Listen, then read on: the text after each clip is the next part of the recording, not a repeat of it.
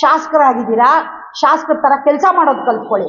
ಇದು ಬಿಟ್ಬಿಟ್ಟು ನೀವಿಂತ ತಲೆ ಹಿಡಿಯೋ ಕೆಲಸಗಳೆಲ್ಲ ಮಾಡಬೇಡಿ. ಜನಗಳ ಸಾವುಗಳಂತ ಕೆಲಸ ಮಾಡಬೇಡ್ರಿ. ಏನ್ ಮಾಡ್ತಿದ್ದೀರಿ ರಾಜ್ಯ ಸರ್ಕಾರ? ಜಾತಿಯಲ್ಲಿ ತಂದಿಡ್ತಾ ಇದೆ. ಇವತ್ತು SC ST ಗಳಿಗೆ ಮತ್ತೆ ಜನರಲ್ಗೆ ಎಲ್ರಿಗೂ ಜಗಳಗಳನ್ನ ತಂದಿಡೋ ಕೆಲಸ ಮಾಡ್ತಾ ಇದ್ದೀರಾ.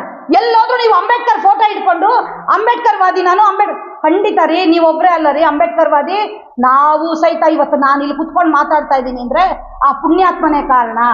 ಆ ಅಂಬೇಡ್ಕರ್ ಅವರಿಂದಾನೇ ನಾನು ಇವತ್ತು ಕುತ್ಕೊಂಡು ಮಾತಾಡೋದಕ್ಕಾಗ್ತಿರೋದು. ನನ್ನ ಹಕ್ಕುಗಳನ್ನ ಕೊಟ್ಟಿರೋದು ಆ ಪುಣ್ಯಾತ್ಮನೇ. ನೀವೇನು ಹೇಳ್ಬೇಕಾಗಿಲ್ಲ. 14 ಸರಿ ಏನ್ ಮಾಡಿದ್ದೀರಾ ಹಾಗಾದ್ರೆ ನೀವು? ಬೇರೆ ಜಾತಿಗಳಿಗೆಲ್ಲ ಏನ್ರಿ ಮಾಡಿದೆ ನಿಮ್ಮ ಸರ್ಕಾರ? ಎಷ್ಟು ಜನಕ್ಕೆ ಎಷ್ಟು ಪೋಸ್ಟ್ಗಳನ್ನ ಕೊಟ್ಟಿದ್ದೀರಾ ರೀ ಬೇರೆ ಕ್ಯಾಸ್ಟ್ಗಳಿಗೆ? ನೀವು ಹೇಳ್ಕೊಳ್ತಾ ಹೋದ್ರೆ ಸಾಕಷ್ಟಿದೆ. ಜಾತಿವಾದಿಗಳನ್ನ ಮಾಡ್ಕೊಂಡು ನೀವು ನಮ್ಮಲ್ಲಿ ಒಡಕುಗಳನ್ನ ತಂದ್ಕೊಂಡು ನಮ್ಮಲ್ಲಿ ಭಿನ್ನಾಭಿಪ್ರಾಯಗಳು ತಂದ್ಕೊಂಡು ಒಡಕು ಮೂಡಿಸೋ ಕೆಲಸ ಮಾಡೋದು ಬಿಟ್ಟು ನಾನು ಅನಾಥ ನನಗೆ ಅಪ್ಪ ಅಮ್ಮ ಇಲ್ಲ ಅಂತ ಹೇಳ್ಕೊಂಡು ಬಂದು ಕೊನೆಗೆ ನಮ್ಮ ಚಿಕ್ಕಬಳ್ಳಾಪುರ ಜನತೆಯನ್ನ ಇವತ್ತು ನೀವು ಅನಾಥರನ್ನಾಗಿ ಮಾಡುವಂತ ಕೆಲಸ ಮಾಡ್ತಾ ಇದ್ದೀರಾ. ನಿಮ್ಗೆ ಶೋಭೆ ತರಲ್ಲ. ಇದು ನಮ್ಮ ಕೊನೆಯ ಎಚ್ಚರಿಕೆ. ಕರ್ನಾಟಕ ರೈತ ಜನಸೇನಾ ವತಿಯಿಂದ ಮುಂದಿನ ದಿನಗಳಲ್ಲಿ ಹೋರಾಟಗಳು ಬೇರೆ ರೀತಿಯಲ್ಲೇ ಇರುತ್ತೆ. ನೀವು ದಯವಿಟ್ಟು ಎಚ್ಚೆತ್ಕೊಳ್ಳಿ. ಇದು ಆಗ್ರಹ ಪೂರ್ವಕವಾಗಿ ಹೇಳ್ತಾ ಇದ್ದೀವಿ ಅಂತ ಹೇಳಕ್ಕೆ ಇಷ್ಟಪಡ್ತೀನಿ. ನೀರಾವರಿಗೆ ಕೊಟ್ಟಿರೋ ಬಂದ್ ಯಶಸ್ವಿ ಆಗಲಿ. 15ನೇ ತಾರೀಕು ಏನ್ ಸಂದೀಪ್ ರೆಡ್ಡಿ ಅವರು ಬಂದ್ಗೆ ಕರೆ ಕೊಟ್ಟಿದ್ದಾರೆ, ಅದು ಒಬ್ಬ ಸಂದೀಪ್ ರೆಡ್ಡಿ ಕೊಟ್ಟಿರೋಂಥದ್ದಲ್ಲ, ಚಿಕ್ಕಬಳ್ಳಾಪುರ ಜನತೆ ಕೊಟ್ಟಿರೋಂಥದ್ದು. ಇವಾಗ 10 ಜನ ನಾವು ಇಲ್ಲಿ ವೇದಿಕೆಯಲ್ಲಿ ಇದ್ದೀವಿ ಅಂದ್ರೆ 10 ಜನ ಮಾತಾಡ್ಲಿಕ್ಕೆ ಆಗಲ್ಲ, ಯಾರೋ ಒಬ್ಬರೇ ಮಾತಾಡಕ್ಕಾಗೋದು. ಇವತ್ತು ಸಂದೀಪ್ ರೆಡ್ಡಿ ಅವರು ಕೊಟ್ಟಿದ್ದಾರೆ ಬಂದ್ಗೆ ಕರೆ, ಅದನ್ನ ಯಶಸ್ವಿ ಮಾಡೋಣ. ಖಂಡಿತ ಯಾರೇ ಮಾಡಿದ್ರು ನೀರಾವರಿ ಪರ ನಾವಿದ್ದೀವಿ. ಇವತ್ತು ಆಗೋದನ್ನ ನಾವು ಮುಂದೆ ಮಾಡ್ಕೊಂಡು ಹೋಗೋಣ, ಮತ್ತೆ ಮುಂದಕ್ಕೆ ಆಗೋದನ್ನ ಮತ್ತೆ ನೋಡೋಣ ಅಂತ ನನ್ನ ಇದ್ರ ಮಧ್ಯದಲ್ಲಿ ಇನ್ನೊಂದೇ ಒಂದು ವಿಷಯ.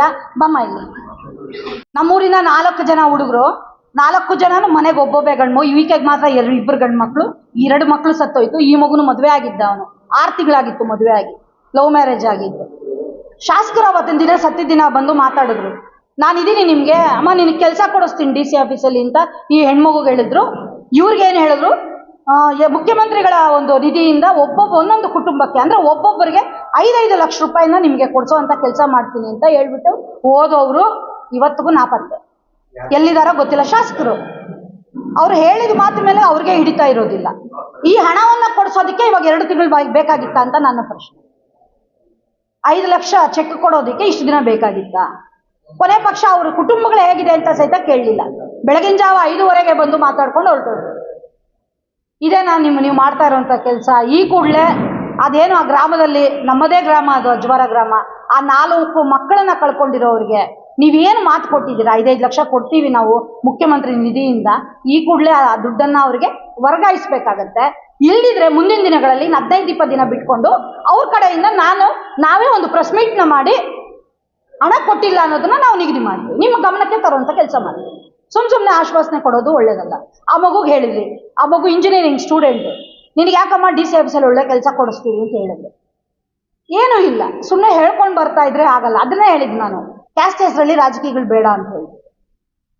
ಯಾರ್ಯಾರಿಗೆ ಏನೇನು ಮಾಡಿದ್ದೀರಾ ನೀವು, ಎಷ್ಟೆಷ್ಟು ಅಧಿಕಾರಿಗಳು ಕೊಟ್ಟಿದ್ದೀರಾ, ಏನೇನಾಗಿದೆ, ಯಾರನ್ನ ಎಲ್ಲಿಟ್ಕೊಂಡಿದ್ದೀರಾ ಅಂತ ಇಡೀ ಚಿಕ್ಕಬಳ್ಳಾಪುರ ಜನತೆಗೆ ಗೊತ್ತಿದೆ. ಜಾತಿ ರಾಜಕೀಯಗಳನ್ನ ಮಾಡೋದು ಬಿಟ್ಬಿಟ್ಟು ದಯವಿಟ್ಟು ಜನರನ್ನ ಉಳಿಸ್ಕೊಳ್ಳೋ ಕೆಲಸ ಮಾಡಿ. ಯಾರು ನೀವು ಚಿಕ್ಕಬಳ್ಳಾಪುರನ ಸಿಂಗಾಪುರ ಮಾಡಬೇಡಿ. ಚಿಕ್ಕಬಳ್ಳಾಪುರ ಇರೋ ತರ ಮಾಡಕ್ ಬಿಟ್ಬಿಟ್ರೆ ಸಾಕು. ಈ ಚಿಕ್ಕಬಳ್ಳಾಪುರನ ಗಬ್ಬೆ ಬರ್ಸೋ ಕೆಲಸ ದಯವಿಟ್ಟು ಯಾರು ಮಾಡಿ ಇಲ್ವಲ್ಲ. ಅವರು ಗಂಡ ಅವ್ರ ಕೆಲಸ ಕೊಡ್ತಾರೆ ಅಂತ ಸತ್ತೋಗ್ಲಿಲ್ಲ, ಬದುಕ್ಬಾಳೋ ಮಕ್ಕಳು ಹೊರಟೋದ್ರು. ನಿಮ್ಮನ್ನ ಬೆಳಗ್ಗೆ 5:15ಗೆ ಬಂದು ಕತ್ಲಲ್ಲಿ ನೀವು ಆಶ್ವಾಸನೆ ಕೊಡಿ ಅಂತ ನಾವು ಕೇಳಿರ್ಲಿಲ್ಲ. 6 ಗಂಟೆ